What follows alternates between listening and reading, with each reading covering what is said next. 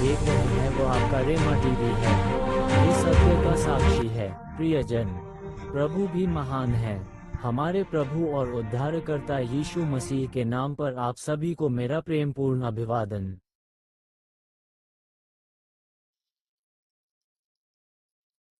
उसी दिन हम यूहन्ना द्वारा लिखे गए पत्रों में प्रभु के वचनों पर मनन करते रहे हैं। यूहन्ना के तीसरे पत्र में वो लिख रहा है। दूसरा पद एक सुंदर पद है जिससे ईसाई जगत में हर कोई परिचित है। प्यारा, मैं प्रार्थना करता हूं कि आप अपनी आत्मा की तरह सभी चीजों में खुश रहें। मैं हाल ही में उत्तर भारत गया था। जब मैं कर्मचारियों के पास गया, परमेश्वर का एक अद्भुत आदमी स्वदेशी लोगों के बीच काम करें। वह लगभग 2022 वर्षों से सेवारत हैं। कई स्वदेशी लोगों का मार्गदर्शन वर्ष द्वारा होता है।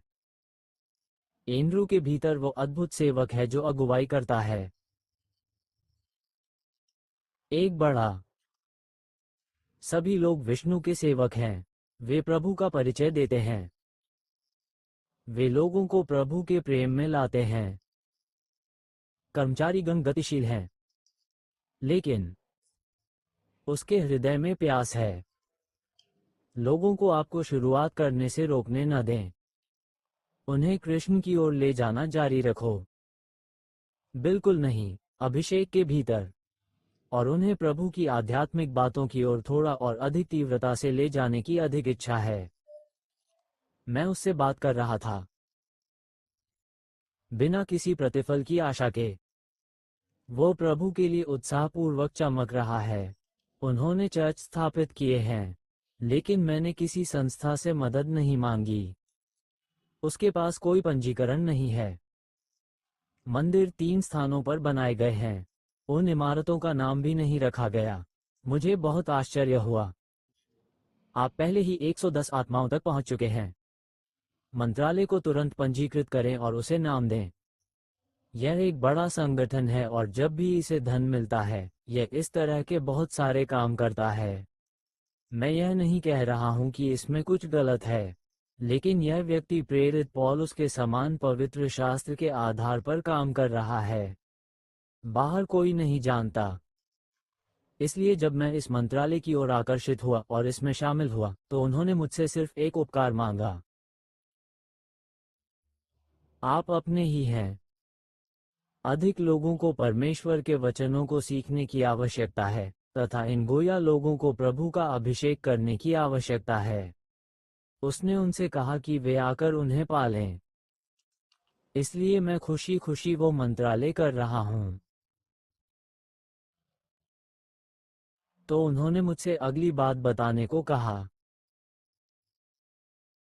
हम शास्त्रों के अनुसार यही कर रहे हैं, लेकिन हमारे लोग अत्यधिक गरीबी और अभाव में हैं। गरीबी और अभाव में इस प्रकार कष्ट सहते हुए जीवन जीना ही आध्यात्मिक जीवन है। हमने उन्हें बस यही सिखाया है। यदि वो व्यवहारिक जीवन में प्रभु का अनुसरण करता है तो यह एक आशीर्वाद है। क्या हम इसे नहीं पा सकते? उन्होंने कहा कि अब वे हमसे सवाल पूछने लगे हैं। पहली सदी के चर्च के लोग ऐसे ही थे। वे मानते थे कि गरीबी और अभाव आध्यात्मिक जीवन की पहचान है। लेकिन आज 21वीं सदी अपने अंतिम चरण में है। आपने ये सोचकर सब कुछ उलट पुलट कर दिया है कि केवल सांसारिक धन और आराम ही आध्यात्मिक जीवन है। जब हम दोनों पक्षों को जोड़ते हैं और संतुलन के सिद्धांत का उपयोग करके उनकी तुलना करते हैं, तो मैं समझता हूं। उन्होंने प्रथम शताब्दी के चर्च में हमें ये बात स्पष्ट रूप से सिखाई थी। प्रियो, वो श्लोक ये दूसरा श्लोक है। मानो आपकी आत्मा जीवित है। मैं आपके लिए शुभकामनाएं देता हूं और खुश रहने की कामना करता हूं। प्रभु का यही इच्छा है। जब प्रभु ने आदम को बनाया तो उसने उसे आत्मा के रूप में बनाया। उसे महीने का आदमी बनने के लिए नहीं बनाया गया था। उसे आध्यात्मिक बनाइए और आध्यात्मिक पद पर बिठाइए। इस संसार की सभी सुख सुविधाएं उसे सहज ही उपलब्ध हो जाएंगी। उसके पास एक हरा भरा बगीचा था, एक बहुत उपजाऊ उद्यान जिसके बीच से 4 नदियां बहती हैं। वहां उसके भोजन के लिए आवश्यक सभी चीजें उपलब्ध थीं। सब कुछ बनाने के बाद उसने मनुष्य को बनाया। वो इस संसार की चीजों के लिए है। उसका अधिक समय बर्बाद मत करो। इस संसार की वस्तुओं का आनंद लेने के लिए उसे प्रभु के बाद की वस्तुओं में रहना होगा। उसे एंडी की इच्छा पूरी करनी होगी। इसी तरह उसने मनुष्यों की रचना की। उसके पास करने के लिए ज्यादा सांसारिक काम नहीं है, लेकिन उसने उसे कुछ काम दिया था। फिर उसे पैर के पास इंतजार करना होगा। मैं भी उसके साथ रिश्ता रखना चाहता हूं। यह ऐसा है जैसे पिता और पुत्र आमने सामने मिल रहे हों। लोग, काश आदम को भी ऐसे ही बनाया गया होता। जब तुम पाप करते हो, जब हमने परमेश्वर की आज्ञा का उल्लंघन करके और काम करके पाप किया, तो शरीर ने हम पर अधिकार कर लिया। इस प्रकार आध्यात्मिक आंतरिक मनुष्य वश में हो गया। मैं उस समय कुछ भी नहीं देख सका। मैं भगवान को नहीं देख सका, ईश्वर की उपस्थिति देख नहीं सका। मां चिका की आंखें खुल गईं। आप निर्वाण ने इसे महसूस किया है। वे पत्ते सिलकर उन्हें कपड़े की तरह पहनते थे। मैं प्रभु की आवाज से डरता हूं। पंजा, जो परमेश्वर के राज्य से अलग हो गया है। एक कठिन स्थिति। मनुष्य पापी है। इस संसार को इस पाप से मुक्त करने के लिए पवित्र रक्त बहाया जाना चाहिए। ये है, इसका भगवान मनुष्य रूप में इस धरती पर आया और जन्म लिया। उसने अपना खून बहाया। उसने पापों की क्षमा की रचना की। आप मुझे उस स्थान पर ले चलें जहां 2 महीने पुरानी ऊर्जा एकत्रित होती है, जैसा कि पहले हुआ करती थी, ताकि आप और मैं उसके साथ एक हो सकें। प्रभु हमें बुला रहे हैं। जब आप इसे उस तरह से लाते हैं, उसके पास एक बात, एक शर्त का आशीर्वाद है। प्यारा, मानो आपकी आत्मा जीवित है। आप सभी चीजों में जीवित रहें और समृद्ध हों। वो लिखते हैं, मैं आपसे विनती करता हूं, जब मनुष्य इस संसार में रहता है, दुनिया के अनुसार उसकी सभी जरूरतें पूरी होनी चाहिए। सभी जरूरतें पूरी होनी चाहिए। उसे आराम से रहना चाहिए इस धरती पर। यदि वो इस धरती पर आराम से और सुरक्षित रूप से रहना चाहता है, तो उसकी बुनियादी जरूरतें पूरी हो जाएंगी।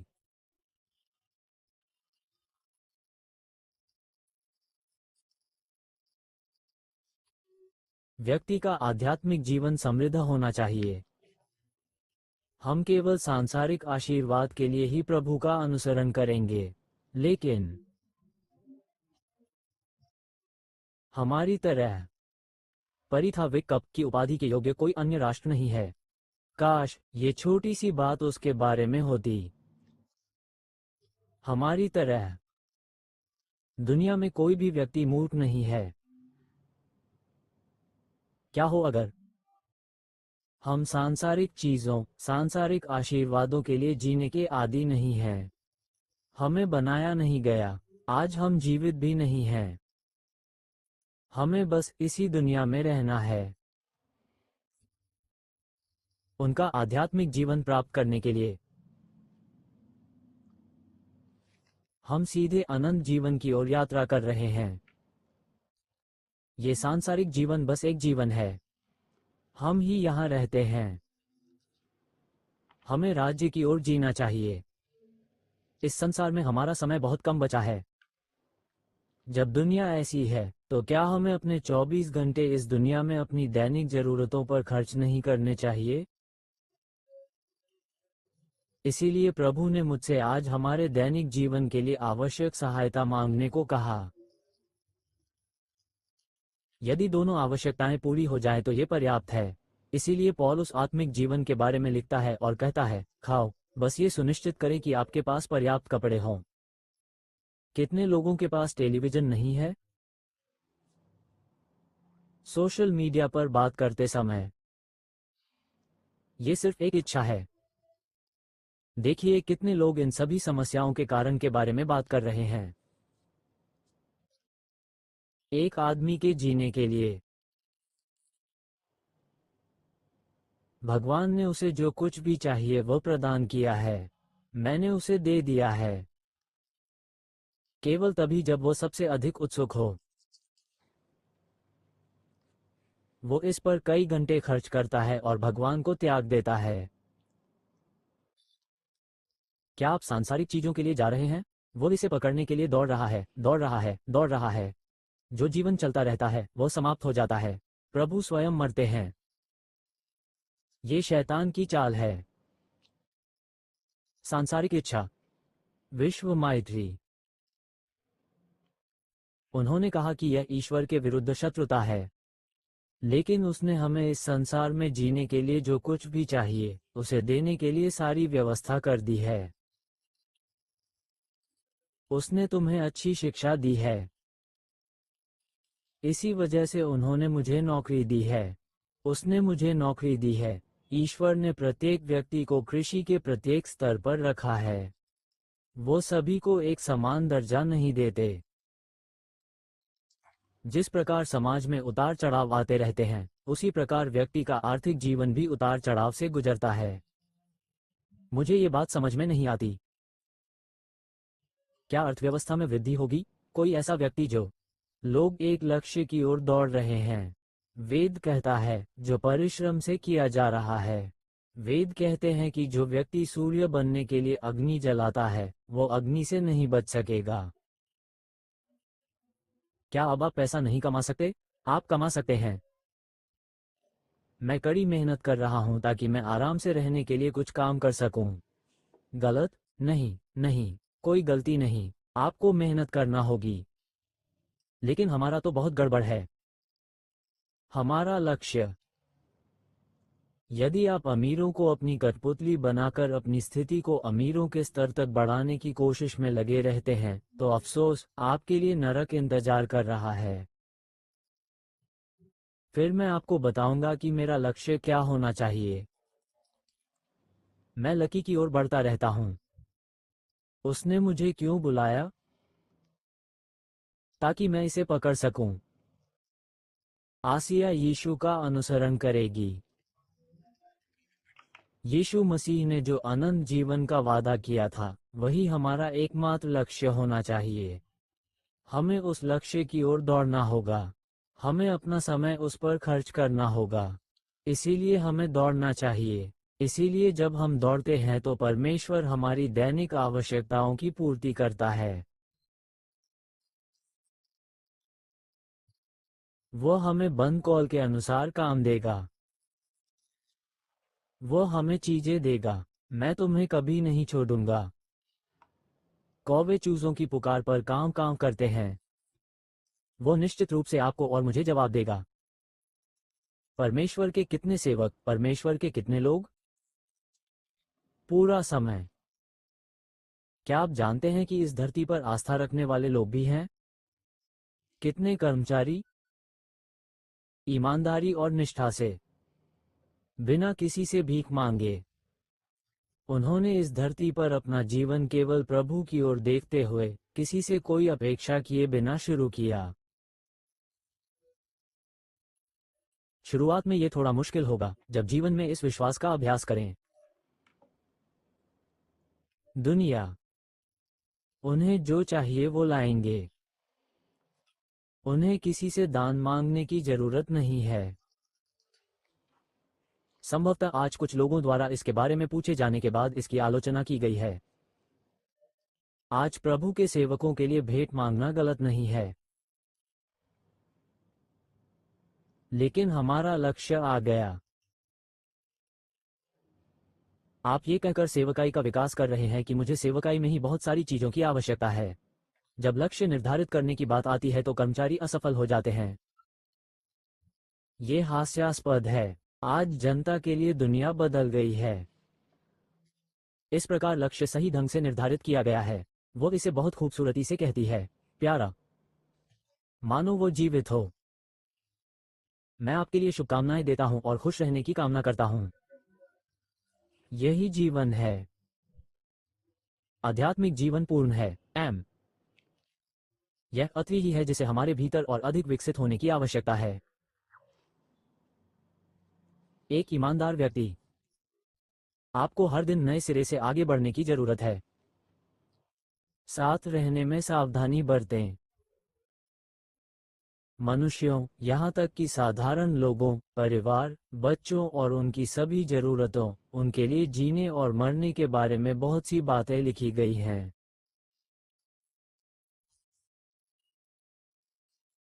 दौड़ो दौड़ो दौड़ो, कड़ी मेहनत करो। बच्चे बच्चे, परिवार, बच्चे, हर चीज को देखते हुए। आज का विचार, हमने क्या कमाया है? हम बूढ़े हो गए हैं और इसे लागू कर दिया है। बच्चे सब बड़े हो गए हैं। नाविक की कृपा से हमने उनका पालन पोषण किया है और हम ही उन्हें इस स्थिति में लेकर आए हैं। नहीं, नहीं।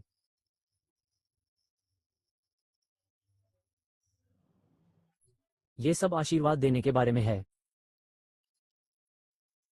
बच्चे प्रभु की ओर से मिली विरासत हैं। गर्भ का फल उसका है, बच्चे उसके हैं। चाहे हमारे कितने भी बच्चे पैदा हों, वे सभी परमेश्वर की संतान हैं। वह नहीं है। हमें एक ऐसे संसार में अस्थायी माता पिता की जिम्मेदारी दी गई है, जहां हम बच्चों को परमेश्वर तक बड़ा कर सकते हैं। सनातन माता पिता यीशु हैं। वो सर्वशक्तिमान पिता है। ये उसके बच्चे हैं, इस दुनिया में हर कोई, जिसमें मैं भी शामिल हूँ। वो प्रत्येक माता पिता को 1, 2 या 3 बच्चों का पालन पोषण करने का दायित्व देता है। हमें उन बच्चों को अपनाना चाहिए और उचित उपचार के साथ उनका पालन पोषण करना चाहिए। वेद तभी बोलते हैं जब यह विचार हमारे मन में आता है। हम कहते हैं कि आत्मा आत्मा में रहती है, आत्मा शरीर है, लेकिन विचार का वह क्षेत्र क्या है जो आत्मा है? वेद कहते हैं कि बिना भोजन के रहना अच्छा नहीं है। ऐसा लगता है कि जीने का यही मतलब है। बस विचार। एपीडियाव द्वारा व्यक्त विचार किस सीमा तक विकसित हुए हैं? योहन, आर्य पोस्ट पर रहो। Paul, Peter, Jacob. नहीं, आप स्वयं देख लीजिए। जीवनी देखिए। जाहिर है, उन्हें इस संसार में कभी कष्ट नहीं उठाना पड़ा, क्योंकि वे शक्ति पर ही केंद्रित थे। चिंता की कोई बात नहीं है। बोस्टन, प्रभु ने उसके हाथों से चमत्कार किए। क्या आपने सभी चमत्कारों के बारे में पढ़ा है? इस 21वीं सदी में विश्व भर में काम करने वाले किसी भी अन्य श्रमिक की तुलना में ये संख्या अधिक है। सबसे अधिक सेवा देने वाली कंपनी माला पोस्टल थी। कपूर द्वारा प्रयोग किया जाता है। जब मैं ओंगाला में हुए चमत्कारों के बारे में पढ़ता हूं तो मुझे खुशी होती है। जिन लोगों को इतने जन्मों में इतने आशीर्वाद मिले हैं, वे इतने प्रसाद अवश्य लेकर आए होंगे। उसे देखो। लेकिन धर्मग्रंथ अंत तक यही कहते हैं। उसके पास अपना घर नहीं है। अंतिम दिनों में उन्हें रोमन सरकार ने गिरफ्तार कर लिया। उन्हें घर में नजरबंद कर दिया गया। सरकारी आवास। उसे हिरासत में रखा गया। लेकिन सरकार ने लोगों को उनसे मिलने आने की अनुमति दे दी थी। वो अपनी मृत्यु तक सेवा करते रहे। उसने रोक दिया। वे कहते हैं कि यदि वे एक बड़ा घर बनाते हैं और उसका अपना घर होता है, तो यह उनके लिए सौभाग्य की बात है। उस दिन दिन का समय था। उसके पास अपना घर नहीं है। आप किसे लेते हैं, पीटर, जॉन, जेम्स? यह उन सभी लोगों के लिए रहने का स्थान है जो सांसारिक हैं। एक अच्छी दुनिया में दिन में 3 बार भोजन करना और पहनना पर्याप्त होता है। वे इससे भी अधिक चाहते हैं। एक भी इच्छा नहीं की गई। इसके लिए एक प्रणाली है। उन्होंने इसके इर्द गिर्द प्रशासन बनाने के लिए कुछ भी नहीं किया। सब कुछ अंदर। ये प्रभु की ओर था। वे एक ही लालसा, एक ही प्यास के साथ जीते थे कि किसी दिन इस सांसारिक जीवन को समाप्त कर देंगे और स्वर्ग जाएंगे। जब यीशु मसीह जीवित थे, वो 33 वर्ष तक जीवित रहे। सांसारिक दृष्टिकोण के अनुसार दक्ष के घर एक बढ़ई के पुत्र के रूप में एक बालक का जन्म हुआ। उनका जन्म मरियम के पुत्र यूसुफ के परिवार में हुआ था। उस समय के सांसारिक अर्थ में उनका एक छोटा सा संगठन था जिसे परिवार कहा जाता था। उनके जन्म के बाद यूसुफ और मरियम, जो उनके माता पिता थे, के बच्चे और भाई हुए। वहां बहनें थीं। वे ही एकमात्र बीज हैं जो स्वर्ग से आए और किसी पुरुष से संबंध के बिना पैदा हुए। वे ही हैं जो दुनिया में बाकी सभी लोग बिना पति के पैदा हुए हैं। वो अकेला ही श्री का बीज है, उसका किसी मनुष्य से कोई संबंध नहीं है। उसके भाई थे, वहां बहनें थीं, वह भी हमारी तरह साधारण पारिवारिक पृष्ठभूमि से आते हैं। जब मैं उस साधारण पारिवारिक पृष्ठभूमि में रह रहा था, 30 वर्ष की आयु तक माँ पिता के नियंत्रण में रहती है। वो अपने पिता के साथ सेवकाई कर रहा था, वो काम कर रहा था। यही वो विशेष उम्र थी जब पूर्ण समय सेवकाई का बुलावा आया।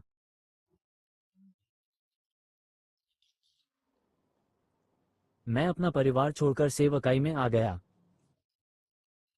मंत्रालय में आने के बाद वो अच्छी हालत में था। उन्होंने अपने लिए कोई प्रशासनिक ढांचा नहीं बनाया। वो गांव-गांव घूमकर उपदेश देते थे। वो जिन स्थानों पर गया, वहां रुका। वे खाया। 3.5 साल बीत चुके हैं। इन 3.5 वर्षों के दौरान एक दिन भगवान ने किसी स्थान पर पूछा, सब कुछ छोड़ दो और मेरे पीछे आओ। क्या मेरे साथ काम करते समय आपको कोई परेशानी हुई? फिर उन्होंने कहा, कोई समस्या नहीं है, प्रभु। दिन में 3 बार भोजन, पहनने के लिए कपड़े। वहां बहुत सारे कपड़े नहीं हैं। वहां 2 पोशाकें हैं। यदि यह बच गया तो समझो ये खत्म हो गया। आप एक पोशाक में रहते थे।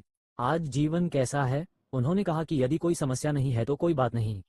जब आप काम पर जाते हो, कृपया उसी सादगी से सेवा करें। उन्होंने यह एक आदेश दिया। वो तब 3 साल का था। जब वो यीशु के साथ रहता था तो वो उसी तरह अपना जीवन जीता था, चाहे उसके लिए उदाहरण कुछ भी क्यों ना हो।